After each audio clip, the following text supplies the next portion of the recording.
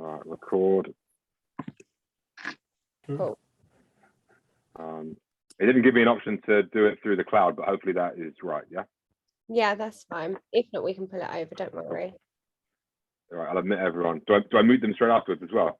Yeah, it should mute them on entry anyways, but after, if not, I can help you mute them as well. That's good. Hello, everyone who's joined us. We'll just wait for a few others to come in. A few may have just be just joining us now. There's a couple who have just joined the waiting room, which I will allow in now.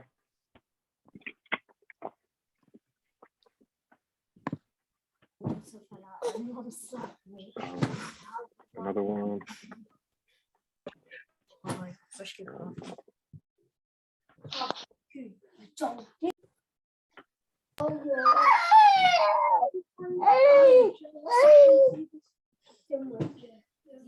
Ryan, my name's Ryan. I like singing. Okay, just mute those. Hopefully a few more will join us in a couple of minutes and then we'll get started.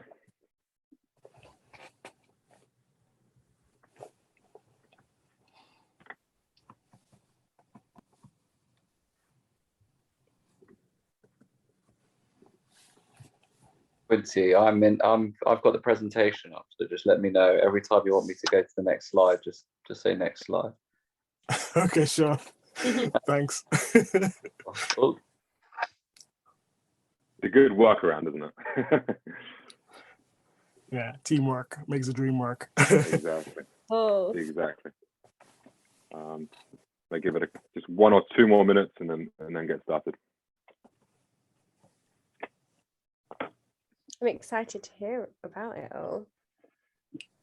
Yeah, definitely. Definitely.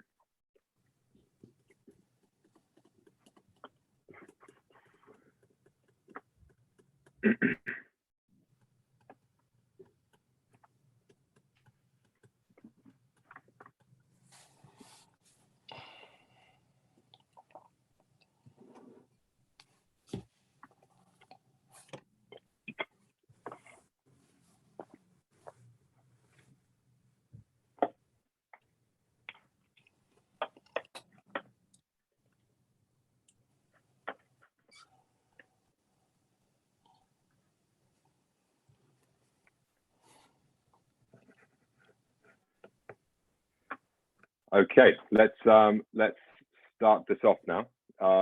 Anyone else who comes following on from the start point, we can always just let them in. So hello everyone and welcome to the 3rd webinar in our series, MediMatch series called Building a Successful Career in Nursing. The first was sort of general advice on the industry and how to progress as a nurse. The second was focused on ICU, and this today will be focused on oncology. Before introducing our highly esteemed speaker for this evening's event, there are a few pieces of quick housekeeping just to touch on. For those who are hearing about MediMatch for the first time, we're a talent marketplace that is revolutionizing how nurses find jobs. We use our talent match technology to provide job matches to nurses based on their job preferences, saving you hours searching and applying for roles. If you haven't yet signed up to the platform and would like to, please do visit medimatch.io. Also, we're recording this event tonight, so if any of you know of anyone who could benefit from the contents of this talk, and you will definitely benefit from it, please do let us know and we can send it over to them afterwards and facilitate that for you. Finally, if you have any questions at all throughout the whole talk, throughout the hour, please do put them into the chat function at the bottom right. You'll find out of your screen, and we'll have a Q&A session towards the end of the hour. So without further delay, I'd like to hand over to our speaker for tonight, Quincy Williams, who is the modern matron of oncology at Bupa Cromwell, and who will explain how you can go about building a successful career in oncology. Quincy, over to you. All right, thank you so much, Joe, and all the rest of the MediMatch team who invited me over to speak. So thank you for the honor.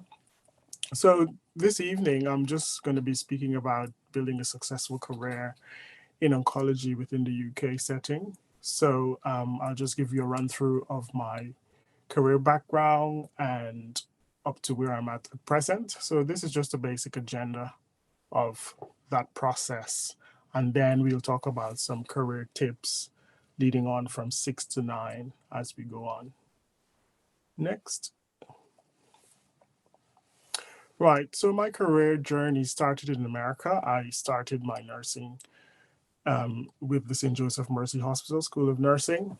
And that was in 2001 actually. And following that, I did some sessions in other universities around in the US as well as in Scotland. And then did some studies with Royal Marsden as well, Kingston University. And then at the moment, I'm doing a course with Harvard University Medical School. Next. So based on my work experience, so I obviously, after graduating, I started as a med-surg nurse where I was working in medicine and surgical areas. I also did some ITU bouts for 2 years and streamlined from there. I did some work in dementia nursing as well as IV nursing. So it was quite a wide experience I had leading up to where I'm at the moment. So if we can go to the next slide where I can explain some more. So at the St. Joseph Mercy Hospital, these were some of the positions I held. So basically working as a med-surg nurse, and then I ran into ITU as well as emergency nursing. So that was like my main foundation, and this was all in America. Moving on next. And then I did some more ITU nursing at the Dr. Singh's Medical Center, as well as the Kings County Hospital that was in Brooklyn, New York, where I did more med-surg nursing. So that was my main areas. And then moving on to the next slide. So after a couple of years, I was like, okay, fine, I wanted some more exposure. So I then decided to travel to Bermuda, hence the beautiful picture of the beach. So that's where I worked at the King Edward VII Memorial Hospital. And I held several positions there. I worked there for about 10 and a half years. And obviously started as a med-surg nurse again. Then I went into geriatric resource nursing and leading on to an IV therapy resource nurse and then into oncology nursing. So being the IV therapy resource nurse, within that period of time, I actually had, my mom was diagnosed with breast cancer, and that kind of spiked my interest in oncology nursing. So that's how come I actually ended up in oncology nursing. So I then went on to do I had to get that in order to work within that department. Moving on to the next slide. So after my long 10 and a half years working in Bermuda, I traveled to the UK. That was in 2018. Moving on. And these were the positions I had within my time here in the UK. So I started working on the oncology ward at Cromwell Hospital, actually. And then I moved on to a senior staff nurse in the chemotherapy day unit, then went on to be a clinical nurse educator in oncology. And here I am now as the modern matron for oncology and CDU. Moving on to the next slide. So obviously with anything you have challenges, but nothing is impossible. So I like to say impossible means I am possible. Moving on to the next slide. So obviously the challenges I faced. So, there were obviously self-doubt, family and friends were not there, obviously traveling all over the place, doing what I enjoy. So, missing family and friends, distance education can be challenging as well. Career progression can be difficult because starting in a new place, you tend to have to start from entry level, and you really have to prove yourself. So I had a lot of that to deal with. Getting your nursing licensure can be a challenge as well, moving from country to country. but nothing is impossible, as I said. Finances, you need support with every stage. Work-life balance can be difficult as well because you don't have that friend base, so you have to make new friends. That can be a bit difficult as well. Bank account setup can be a challenge if you don't have the resource available at that particular hospital you're going to. So this is very important. Travel and commute, you have to learn the system. You have to learn everything about transport, learning about train stations, tubes, etc., wherever you go. Other challenges pertains to visas and immigration, learning new systems and ways of working. Obviously, nursing remains standard across the board. However, each country, they have their own systems of doing things, so you have to learn that. So that can be a challenge as well. And I touched on starting at an entry level. And accommodation, you have to find that on your own, which can be very, very expensive. And just, being assimilated into teams where you work can be a challenge as well. But nothing is impossible. Next slide. So the milestones, obviously, with the challenges, you overcome them, but you can achieve it. So for me, I managed to finish my BSc in general nursing. I did my med-surg nursing certification. I did geriatric nursing certification as well. And moving on to oncology, I did another Bachelor of Science degree in health studies. I did palliative care certification. I did my infusion nursing certification, vascular access certification. So these are some great milestones within that period of time. Then I managed to finish my master's in health law with a minor. So my thesis was based on oncology fraud. And while in the UK, I took on the course to do the Principles of SAC course at Royal Marsden and a few other things. And this is where I'm at now. So I'm actually doing the Safety and Quality Informatics and Leadership program with Harvard University at the moment. So yeah, those are some great academic milestones. Next. So opportunities over the course of my career, I managed to do some sessions. I worked in Haiti, voluntary for 3 months, actually, when they had earthquake and hurricane in 2011. I also had an opportunity to do some air ambulance transfers for patients to Boston Mass General for those cardiac patients. And then I was part of St. John's Ambulance Brigade doing appraisals, and I did some equality and diversity training with all of that. So in the process, loads of opportunities. There's so many more. Oops. Next. So it's very important with all of these things you're doing constantly, we must look after ourselves. So as I like to tell my students that I used to mentor, we as nurses, we enjoy looking after patients, but tend to forget our own selves. So with all of that, you should never forget yourself. So try to find new hobbies or continue the ones you enjoy. I enjoyed traveling. I enjoyed playing tennis. And that I'm still enjoying it today. So 100% happiness equals 50% work and 50% play. Next. So equality and diversity, this is very key, especially moving from country to country. And this is just some basic statistics I got within the UK NHS system. So we have up to 70,000 nurses who are considered under the ethnic minority group. And it's really key in terms of how we adjust into different societies and understand the culture of things. And having that training was very, very important. Working in an obviously diverse setting. So being as leaders as well in those different areas, we must create inclusive working environments. Next slide. So as part of being in the UK, I must say, being members of places like the UCONs, you have those associations that can actually support and guide you. RCN is another one where they have a great, I'm having some feedback or something. I think someone needs to go on mute.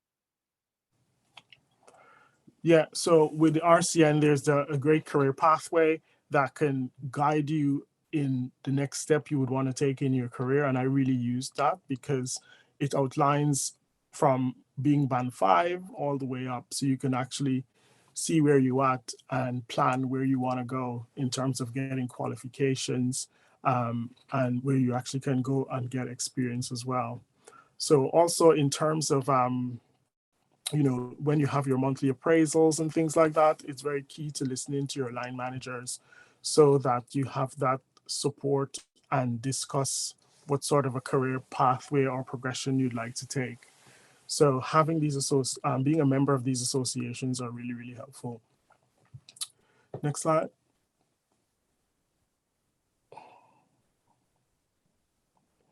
So I wanted to touch a bit about the international process because this is very key for international nurses, and it's important for you to do your research before you actually start planning to go anywhere. So do some research about where you're going. Obviously, the process continues to change all the time. You might need to do the English exam and things like that. So just ensure you know, okay, the process of getting your licensure PIN number, the NMC PIN, because that can change every single month. So you need to keep checking on that. Know your career pathway you want to undergo, because that's very key. You don't want to be wasting any time at all. Just be aggressive and know what you want. And I definitely recommend visiting that country beforehand, so to see how best you can adjust into that kind of culture and setting to see if you're a good fit basically. Next slide. So yeah, also seek advice, like I mentioned earlier, about asking your line manager for guidance to access support or any sort of support groups available. And this is an element I find that's missing in hospitals today in terms of having that support for international nurses. And I now can say at Cromwell, we actually do have support for international nurses. So having that is really, really key and helps you to follow through with your career pathway. Next slide. Okay, so just I'd like to say thank you very much for inviting me. So I'm opening for any questions now. That's really great.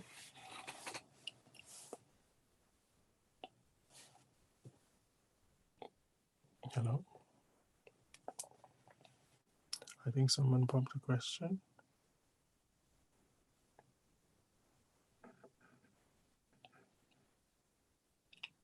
So Joe, we can't hear you at the moment. You are, I think. My apologies. There you are. I'm back now. Thank you so much for that, Quincy. Really appreciate your time. No problem we at have all. one more coming in, and we have a couple of questions here. A few questions here to ask. Do you find there's a difference in working within oncology for a private hospital compared with the NHS? And if so, what differences mainly are there? Well, I'm sorry to say, but I've never had an opportunity to work with the NHS since I came here. I went straight into the private hospital. However, I can say I have colleagues who worked in the private hospital and I've learned from them. And I think in terms of workload, it's very different. You have a bigger workload in the NHS compared to private settings. But the treatments... Because the one in the morning was already charged. Sorry, just muted that, sorry. Patient treatments, they're basically the same across the board because it's national guidance. However, workload is very, very different. And in a private setting, it can seem very grandeur in a sense, because you have situations of things like at Cromwell we have executive suites and all these presidential suites and all these things. So when you hear it, it's like, oh my God, it's like a hotel setting, but it's not a significant difference really. Sure. Okay.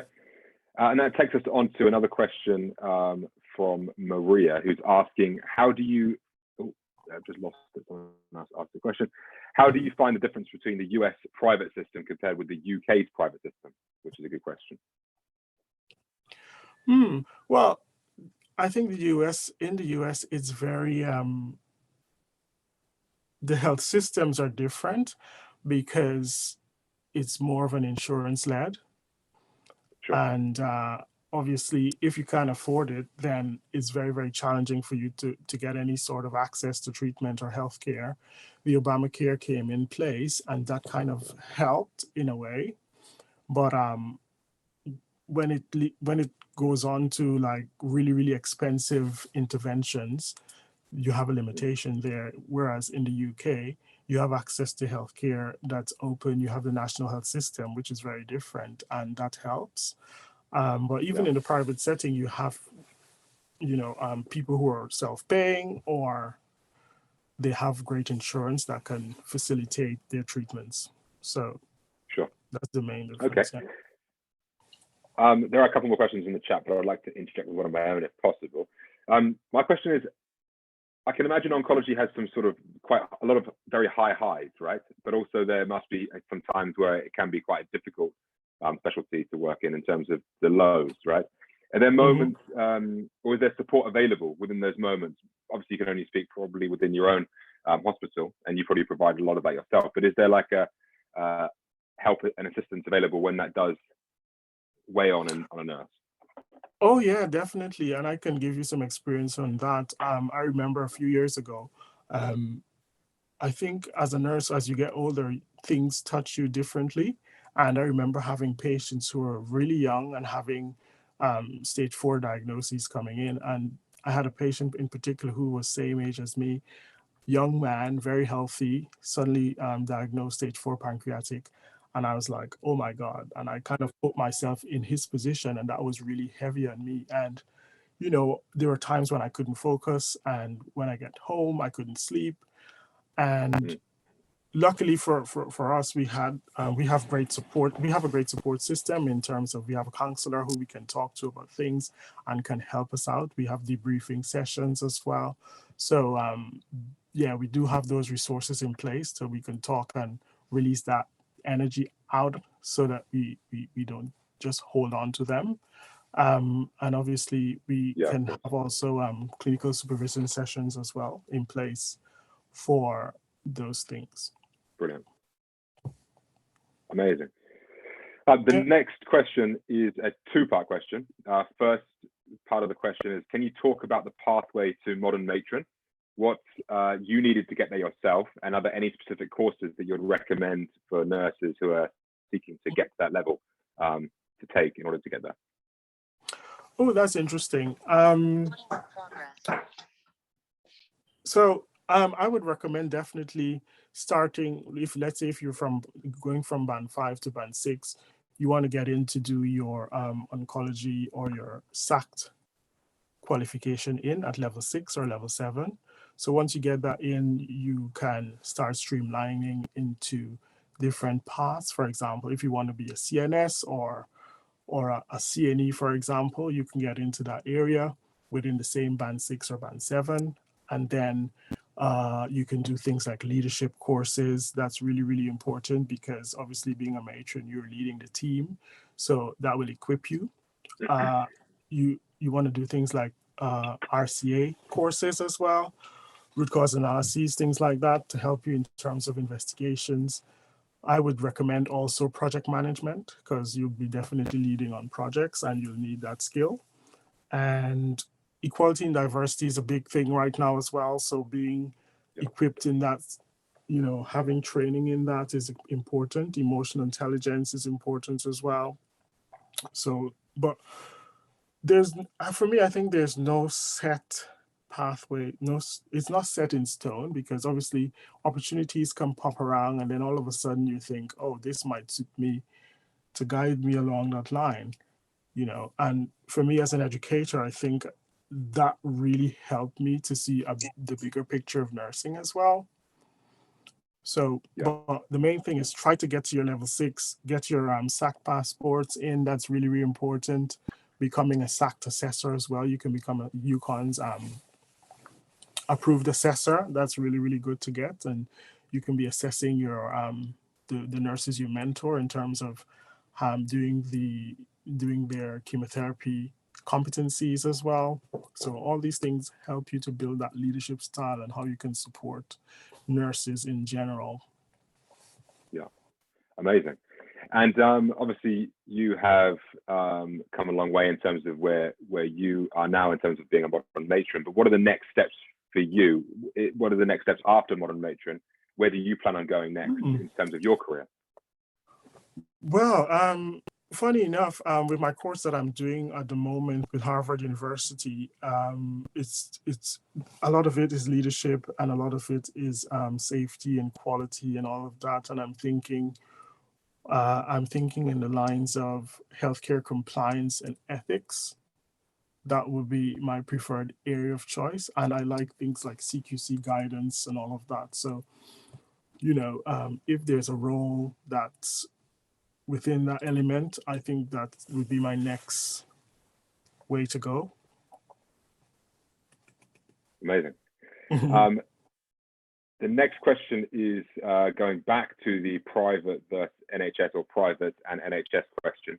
Did you find the support for education and professional growth is there within the private sector? I would say in the private sector, you really have to be a bit more aggressive because speaking with people who I know, because I don't have the experience of working in the NHS, but from colleagues, they said to me they had a lot more support in terms of education. So I think over the years where I'm at, that really improved. So we have that.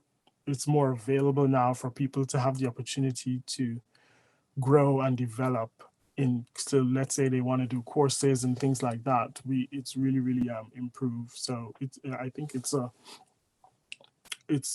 working improving process basically. Brilliant. Maria has just added into the chat to touch upon that answer and has said that there's some free oncology nursing courses that one can do through Macmillan or Health Education England. That's true. That's nice true. intervention as well. Yeah. Yes, I did a lot of courses on e-learning for healthcare as well that are free, and some other places like BD and those companies they offer a lot of free sessions. You have some sessions on the European Oncology Nursing Society as well. So those are some great places you can join and do courses. Brilliant. Another question is about sort of top tips for nurses who'd like to specialize in oncology, which obviously you may have touched on earlier. Let's maybe make it a little bit more specific in terms of if you're not in oncology and you're a staff nurse within either private or NHS, what tips would you give a nurse looking to move over into oncology specifically? Would you look to maybe do? You answer. So I would definitely encourage them to try to find a basic oncology program they can do to help them adjust to that oncology setting, because it's fine to be just a general band 5, but when you have that basic oncology understanding, it helps. And then you can better progress into doing things like any courses with Royal Marsden or King's College. Those are great places to go and available in the UK to do oncology. But I would say for our nurses coming to Cromwell, we now have a plan in place to offer a basic oncology course to them so that they have a greater understanding of oncology patients and how to care for them, because those patients can be very complex at times, and it can be very frustrating. So you need to really know the basics. Okay. This may have already been touched on, but Ramat has asked, I'm a B6 international nurse in the NHS, wanting to transition to private healthcare. Currently working in oncology, albeit new. I just completed my SAC passport competencies. How can I go about this transition? What other courses could you recommend to help achieve progression in this career pathway? Which maybe you've already touched upon in terms of the free courses with Macmillan, and also obviously the courses that you mentioned earlier too. Is there any other tips for someone like Ramat? Oh yeah, definitely. You can do a lot of courses. There's so many. You can do things in hematology as well, because hematology is booming at the moment. You can think of, okay, what specific area you'd like to get into. Let's say if it's prostate cancer or breast cancer, and then they have those specific courses. There's a breast care course at Royal Marsden, for example. So we have some of our band sixes who are signed up to, and they're doing the breast cancer care course, because that's a part of their progression into going into breast care. There's colorectal. There's so many aspects of oncology. So, fantastic that you finished the SAC passport. But that can help you go anywhere within London, and it'll be a smooth transition into coming into a private hospital for sure for us, because we love having people with their SAC passports. It's a big bonus. Yeah. Brilliant. Rama has just typed in, thank you so much for your response. So that is nice. There is a couple more questions. Firstly, would you employ someone without oncology experience who wanted to start in oncology as a staff nurse? I find some hospitals always want some basic experience. Yeah, I would definitely do that. The thing is, you need to empower people. And I strongly believe in that, and education empowers. So having them on board and providing that education and support for them can definitely help them grow. So I would definitely not say no to that nurse. They can come on board. Yeah. Brilliant. And what do you like to see from people when you interview them? I guess that's a general question as well as within oncology as well. Oh, interesting. I like to see more of a balance. It shouldn't just be about, oh, I've done all of these courses, but what makes you you, for example? What do you do outside of work? I think people love to talk about all these things they have done, but then there's no sort of hobbies and things like that. So I like to see that.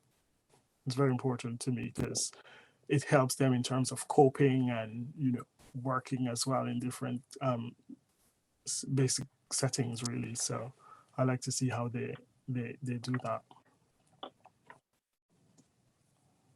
Brilliant. I think those are all the questions that we have.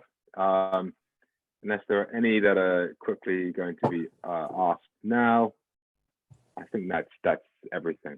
So just wanted to say from everyone at MediMatch, and also everyone who has participated in this webinar, thank you so much for taking the time to give us all this advice on oncology.